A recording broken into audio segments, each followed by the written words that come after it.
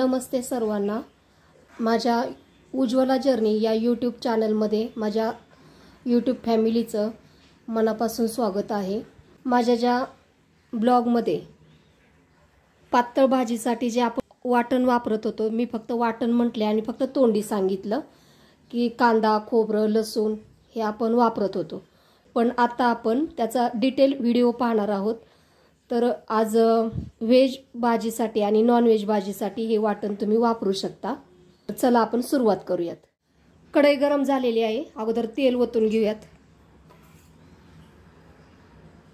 अगोदर सुक्क खोबरं परतून घेऊ।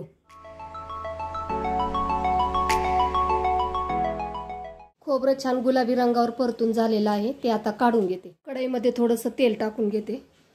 एकदम कधीच तेल टाकून घ्यायचं नाही, थोडं थोडं लागेल असंच तेल टाकायचं।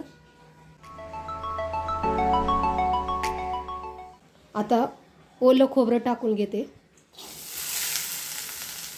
ओलं खोबरं परतताना जास्त वेळ लागतो, त्याच्यामुळे छोटा मोठा गॅस करूनच ते परतून घ्यायचं आणि हे सुद्धा खोबरं गुलाबी रंगावरच परतून घ्यायचं, कच्चं ठेवायचं नाही आणि जास्त करपूनही द्यायचं नाही। हे पहा, खोबरं आता गुलाबी रंगावर छान असं परतून झालेलं आहे।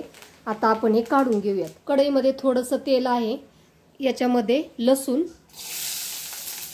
आणि आलं टाकून घेऊयात।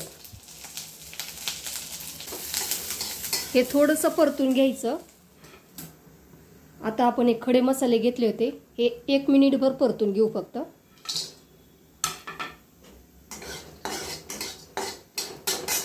शक्यतो मोठाच ठेवायचा थोडा वेळ आणि नंतर मग बारीक गॅसवरती परतून घेऊ, म्हणजे कांदा कच्चाही राहणार नाही। हे पहा, कांदा आता गुलाबी रंगावर परतून झालेला आहे। कांदा आतमधून सुद्धा चांगला परतलेला आहे, कच्चा नाहीये। आणि अशाच पद्धतीने जर कांदा परतला तर वाटण सुद्धा आपलं खराब होत नाही। आता ह्या स्टेपला कांदा असा परतला ना की त्याच्यामध्ये आपण तीळ, खसखस आणि धने आपण याच्यात टाकून घेऊ। आता फक्त 2 ते 3 मिनिट फक्त परतून घ्यायचं।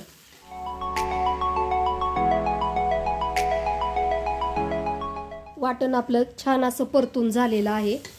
गॅस बंद केलेला आहे मी आणि आता हे पूर्णपणे थंड करून घ्यायचं, त्याच्याशिवाय वाटण वाटून घ्यायचंच नाही।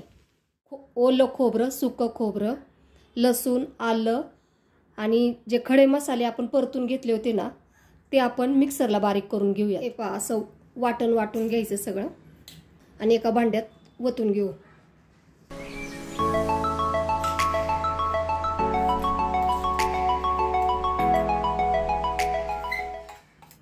हे थोडंसं घ्यायचं। हे पहा, एवढं घेतलेलं आहे। कांदा थोडासा परतलेला कांदा याच्यावर टाकायचा।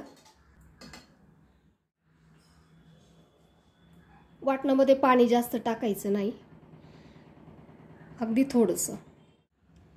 हे पहा, अशा पद्धतीने वाटण वाटून घेतलेलं आहे। वाटणामध्ये जास्त पाणी टाकायचं नाही।